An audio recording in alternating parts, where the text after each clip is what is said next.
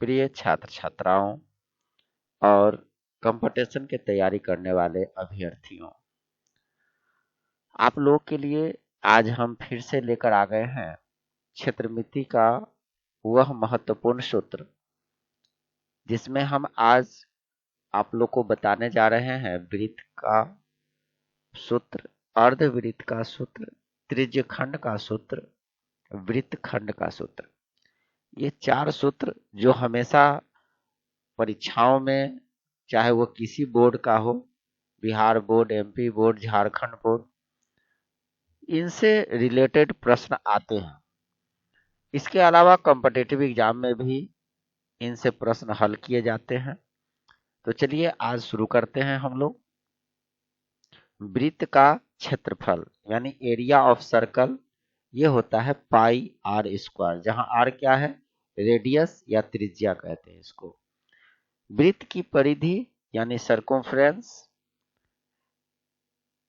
2 pi are, ये सूत्र है इसका, यानी circumference of circle is equal to 2 pi R. वृत्त की परिधि का सूत्र आप इस तरह से भी बना सकते हैं, पाई इंटू व्यास यानी पाई इंटू डायमीटर। यहाँ देखिए 2r जो होता है डायमीटर का फॉर्मूला है, व्यास बराबर 2r होता है। यहाँ नीचे सूत्र भी दिया हुआ है, वृत्त का व्यास जिसको हम डायमीटर कहते हैं होता है 2r यानी 2 इंटू रेडियस।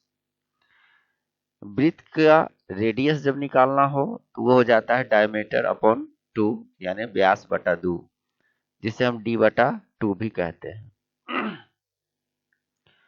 वृत्त का क्षेत्रफल आप इस सूत्र से भी निकाल सकते हैं, 1/2 into circumference into radius, that means 1/2 गुने परिधि गुने त्रिज्या।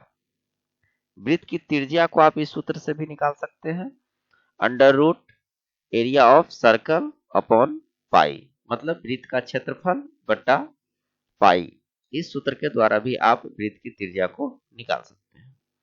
अब आते हैं अर्धवृत्त का क्षेत्रफल। अर्धवृत्त यानी semi circle, area of semi circle जो होता है वो होता है 1/2 पाई आर स्क्वायर। अर्धवृत्त की अगर परिधि की बात करें, यानी सेमी सर्कल का सर्कमफ्रेंस जब हम निकालेंगे, सर्कमफ्रेंस ऑफ सेमी सर्कल, तो वो होता है r इंटू पाई प्लस 2, और भीतर अगर मल्टीप्लाई कर दे, गुना कर दे, तो ये हो जाता है पाई आर प्लस 2r, यानी पाई को r से मल्टीप्लाई किया गया, गुना किया गया, और r को 2 से।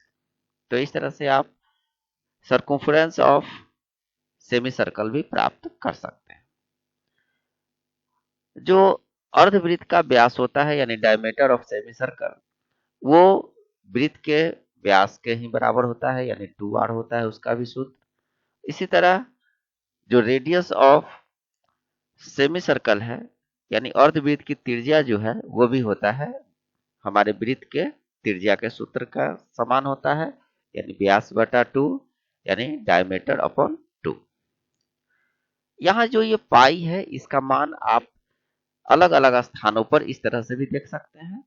जो पाई का वैल्यू होता है वो 3.14 यानी 3.14, 22/7 22/7, 3 कंप्लीट 1/7 यानी 3.1/7, और 180 डिग्री इसका वैल्यू होता है।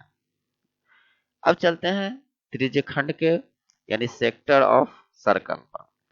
तो area of sector of circle ये होता है थीटा बटा 360 पाई आर स्क्वायर, मतलब त्रिज्यखंड का क्षेत्रफल जो होता है वो थीटा बटा 360 इंटू पाई आर स्क्वायर होता है। त्रिज्यखंड के चाप यानी अर्क की लंबाई की बात करें, दैट मीन्स लेंथ ऑफ अर्क ऑफ सेक्टर ऑफ सर्कल, तो ये होता है थीटा बटा 360 इंटू 2 पाई आर। त्रिज्यखंड का परिमाप की बात करें, पेरीमीटर की बात करें, तो ये होता है 2r plus theta by 360 into 2 pi R. दोस्तों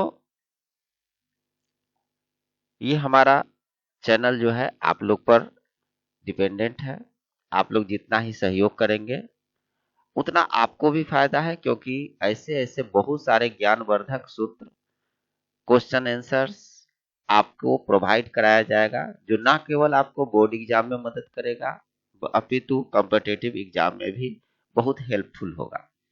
तो आप सपोर्ट करें हमें, हमारे चैनल को सब्सक्राइब कर लें, अपने दोस्तों में शेयर कर दें और लाइक जरूर करें, क्योंकि आपका मोटिवेशन हमको और आगे अच्छा करने के लिए प्रेरित करता है।